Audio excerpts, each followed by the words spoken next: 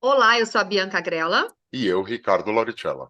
Hoje vamos falar sobre saúde mental nas empresas. E nossa convidada para nos contar um pouco melhor sobre esse tema é a Bruna Eveline. Bruna, que é psicóloga de formação e cursando MBA em Gestão Estratégica de Pessoa no setor público. Atualmente, ela é analista de RH sênior na área de desenvolvimento, diversidade e inclusão na Sociedade Brasileira Caminho de Damasco. Tudo bem, Bruna? Seja muito bem-vinda. Bem, obrigada pelo convite e vamos discorrer aí sobre essa temática tão importante. Exatamente. Bruna, e para a gente falar então dessa temática tão importante, saúde mental é um tema que cada vez mais tem sido discutido. Já antes da pandemia, a gente falava muito em saúde mental dentro das empresas, com todas as flexibilidades e inflexibilidades que a gente teve, né, as novas adaptações que foram criadas com o ambiente de trabalho remoto, com o trabalho presencial, e aí depois a volta desse trabalho, a gente encontra muitas dificuldades e vê cada vez mais a importância de discutir sobre saúde mental nas empresas. Como que você e o teu time aí de recursos humanos lida com esse tipo de questão?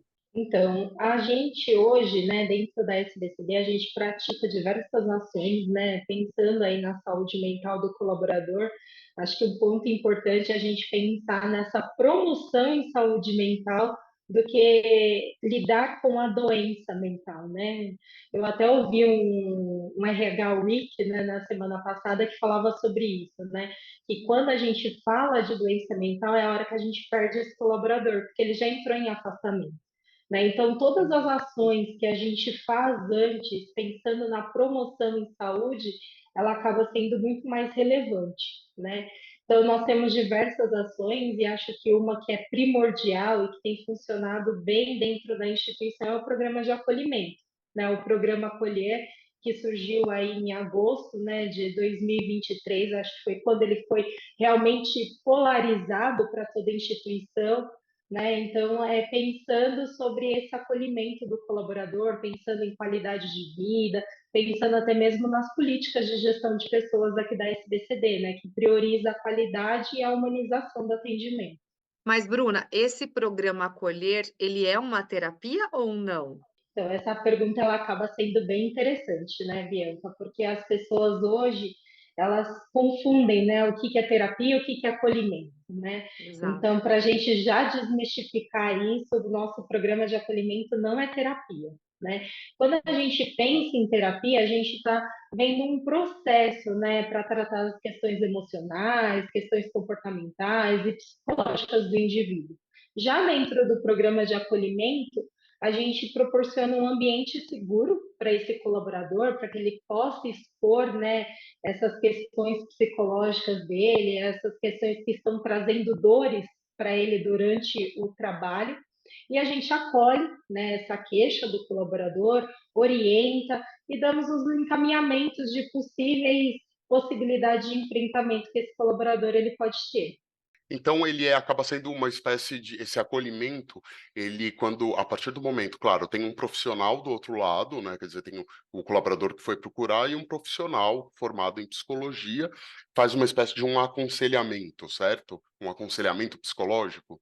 A gente vai dando direcionamento. Quando a gente fala em conselho, né, dá aquela sensação de que eu vou estar embutindo a minha opinião para aquela pessoa, né? E não, o objetivo do acolhimento é a gente pensar nas possibilidades reais que ele possa enfrentar aquela situação que ele está passando. Né? Então, a gente também desmistifica essa questão de ser uma terapia, porque a gente não vai acompanhar o processo, né, de transformação desse colaborador, né? Então, o que nós vamos fazer, muitas vezes, é um acompanhamento mais pontual, dependendo da gravidade psíquica daquele colaborador.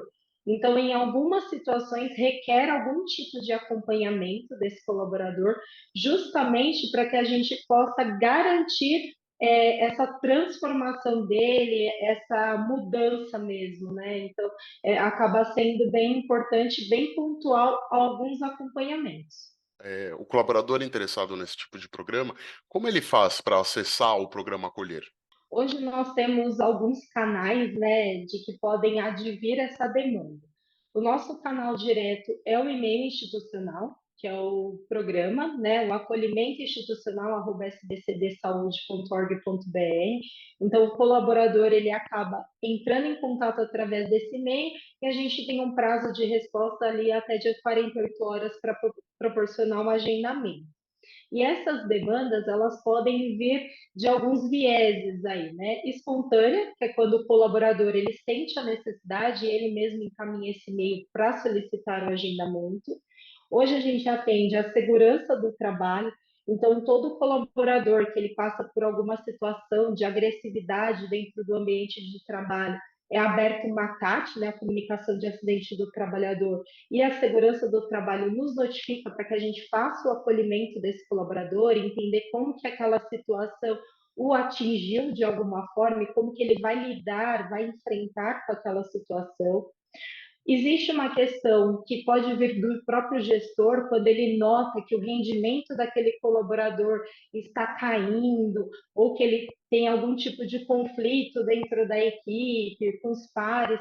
Então, o gestor ele pode demandar esse acolhimento para que a gente possa reorganizar esse colaborador no sentido dele aprender a lidar com algumas questões e voltar a ter o rendimento dele, ou pode vir pelo núcleo de segurança do paciente ou setor de qualidade. Então, quando existe algum evento adverso, algo que foi considerado como erro e é notificado para o setor de qualidade, a gente também atende esse colaborador. É o que a gente chama de segunda vítima, né? A primeira vítima é aquele que sofre a ação e a segunda vítima é quem provoca.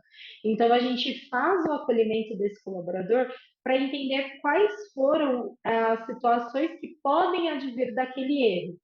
E aí, com isso, a gente consegue pensar num plano de ação. Será que foi uma alta demanda, um esgotamento daquele colaborador, ou faltou treinamento? Então, a partir daí, a gente também vai pensando em estratégias para minimização de erros também dentro da nossa prática de atendimento. E aí também é importante a gente colocar, Ricardo e Bianca, sobre os nossos atendimentos, né? A gente sabe que a SBCD hoje tem contratos, né, em diversas regiões. Então, hoje, eu fico inserida aqui na Zona Norte, né? Então, eu atendo São Paulo.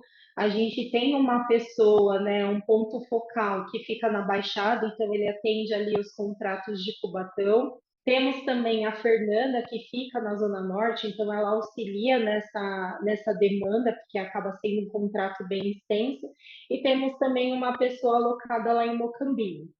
E como existem outros contratos que talvez não estão sendo contemplados com uma pessoa focal ali na unidade, a gente faz esse atendimento online. Então, independente do contrato, a pessoa manda o e-mail para nós e nós vamos direcionar para que uma pessoa faça esse atendimento de forma online e sigilosa, que é bem importante ressaltar. Muito bem, Bruna. Assim, vamos trabalhar em cima de algum exemplo, né? Obviamente, sem identificar esse colaborador. Você tem algum exemplo para contar para nós de algum colaborador que fez o programa, participou e teve um resultado super positivo, que deu esse retorno para vocês? Então, quando a gente fala de ponto positivo, né, no programa de acolhimento, buscar ajuda tem que ser visto de forma positiva, né? Acho que quando o colaborador, qualquer indivíduo, ele entende que ele não dá conta sozinho, que ele precisa de alguém, né? Esse passo já é muito importante e a gente vai sempre ressaltar isso no primeiro contato do acolhimento, né? O quanto que é importante e benéfica essa atitude dele. Sempre. Mas hoje a gente pode citar de forma significativa o sofrimento psíquico do colaborador com possibilidade de atentado à própria vida, né? Infelizmente, a gente tem uma recorrência, né, dessas ações e a gente tem tido um retorno bem positivo nessa questão de ir lá, acolher, dar orientações, encaminhamentos e fazer um acompanhamento periódico desse colaborador. Então, assim, ele é visto positivo pelo colaborador, então quando a gente refaz esse contato, a gente percebe uma mudança, seja postural, seja na fala, eu até brinco que ele fica até mais corado, né? Eu acho que quando o indivíduo se percebe, né, ele vai provocando algumas mudanças, e a gente tem esse retorno positivo também dos pares, da própria equipe, que notou aquela mudança de comportamento e agora ele percebe essa questão mais aflorada, esse colaborador sendo mais pertencente a ele mesmo. Então, é uma forma bem positiva que a gente tem visto o acolhimento. Muito bom. A pergunta é mais assim, né, porque às vezes pode gerar algum medo desse colaborador, uma vez de procurar o programa Acolher, que é benéfico para ele, mas que ele pode ter alguma insegurança, né, ele já não está passando por um processo legal. E aí o medo que pode gerar nele de procurar o programa e estar colocando, às vezes, o trabalho dele em risco, o emprego dele em risco, né. Mas Sim, que bacana que está tendo esse retorno positivo. pensando até nesse ponto, a gente coloca também como positivo algumas colaborações estratégicas que a gente dá até mesmo para a gerência. Quando o colaborador ele busca o programa de acolhimento, a gente acaba sendo até redundante, né? A gente acolhe a queixa, né? Mas eu até brinco com as pessoas que buscam o acolhimento e que eu conduzo o acolhimento, que é como se a gente processasse essa informação dentro da cabeça. Então, o indivíduo vem, traz a queixa, nós do acolhimento, a gente processa aquela queixa e devolve como uma ação. Então, existem algumas situações que o colaborador ele enfrenta uma baixa do rendimento porque ele não está se sentindo bem dentro daquele ambiente de trabalho, seja por postura do colega, seja por postura do território, ou por postura do gestor. Então, a gente processa essa informação e vai trazendo algumas estratégias. Rever um treinamento com o gestor, fazer um job com esse gestor para que ele consiga trabalhar essa deficiência que está gerando algum desconforto na equipe, ou até mesmo pensar estrategicamente, essa pessoa não está rendendo aqui dentro desse ambiente, será que a gente não pode transferir para uma área que ele fique mais feliz, mais produtivo e que garanta uma melhor assertividade desse colaborador? Então, assim, a gente tem esse acolhimento, é sempre bom lembrar, por que, que não é terapia? Porque a gente vai por esse viés realmente institucional, a gente está pensando em produtividade, né? Tudo bem que a gente não está falando de números, mas a gente está pensando no melhor rendimento do indivíduo dentro do ambiente que ele passa a maior parte do tempo, que é o trabalho. É um olhar muito humano, com bastante cuidado, né, uma vez que é um acolhimento, não é uma terapia, é um acolhimento, está dentro da organização, ele é um funcionário, ele é um colaborador. Existem desafios ou superações que você poderia destacar para a gente nesse último ano aí de programa Acolher, Bruna? Olha, acho que o maior desafio é as pessoas buscarem ajuda, né? Acho que esse é o maior preconceito que a gente enfrenta.